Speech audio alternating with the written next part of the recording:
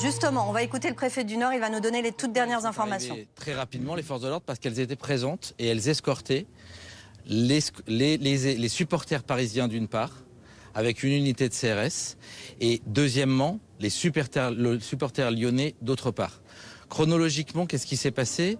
Une des deux équipes était à l'heure et est arrivée pile à l'endroit où il fallait. Une autre des équipes est arrivée au mauvais endroit, à un mauvais timing, et a repéré l'équipe adverse et a déclenché, les supporters ont déclenché les sécurités du bus, et alors que les bus de l'équipe adverse étaient au péage, sont sortis pour attaquer les bus adverses.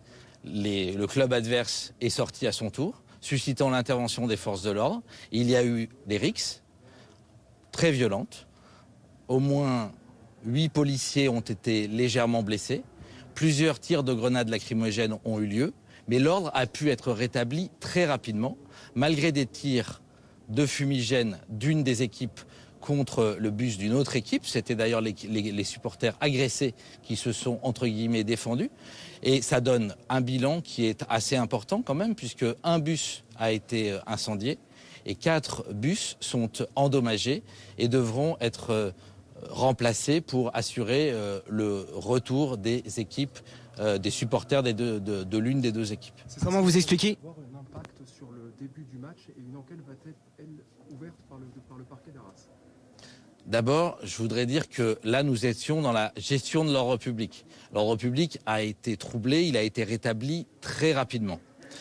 La suite, évidemment, des images de vidéoprotection, l'ensemble des policiers disposés de leurs caméras piétons, tout cela sera versé à l'autorité judiciaire et il appartiendra au procureur d'Arras de diligenter, s'il le souhaite, une enquête judiciaire. C'est de sa compétence et ce n'est pas celle du préfet. Est-ce que vous pouvez nous dire quelle équipe a agressé qui en premier? Est-ce que vous pouvez nous le dire ce soir? Moi, je souhaite que le match se passe bien. Et très franchement, le match a été préparé avec les deux clubs de manière extrêmement sereine. Extrêmement sereine. Et je veux aussi saluer la Fédération française de football, qui a été extrêmement sérieuse dans cette préparation.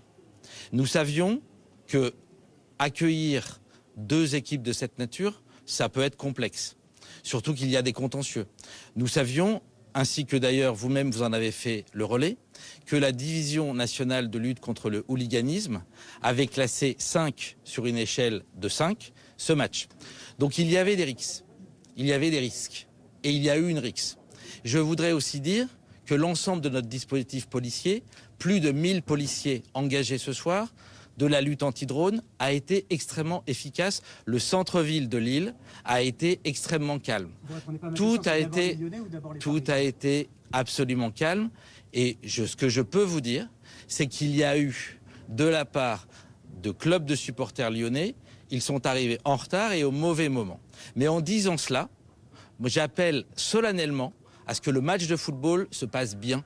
Il s'agit d'un élément essentiel. C'est la 106e finale de Coupe de France. C'est un événement où tous les clubs de France, qu'ils soient amateurs ou professionnels, on a tous joué. Vous-même, peut-être, avez-vous joué au football. Vous avez joué la Coupe de France dans votre district. Si, dans votre district, dans votre ligue. Et après, pour les meilleurs d'entre nous, un peu plus haut. Et aujourd'hui, cette finale. Il y a des centaines de milliers d'enfants qui regardent le match ce soir. Il faut que le match se passe bien. C'est une fête du football. Par ailleurs, un très grand joueur français jouera ce soir son dernier match sous les couleurs d'une équipe française. Donc honorons le football plutôt qu'honorons la violence. Le coup d'envoi pourra-t-il être donné à l'heure? Tout sera fait et tout est intégralement fait pour que le coup d'envoi ait lieu à l'heure, ait lieu dans de bonnes conditions.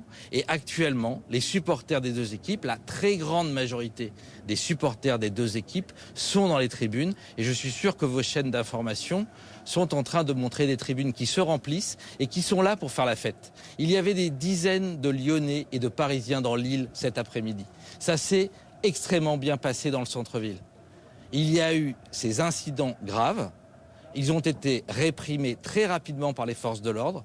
Honneur soit rendu aux forces de police qui sont intervenues très rapidement. Maintenant, place au football, le match doit avoir lieu. Merci beaucoup.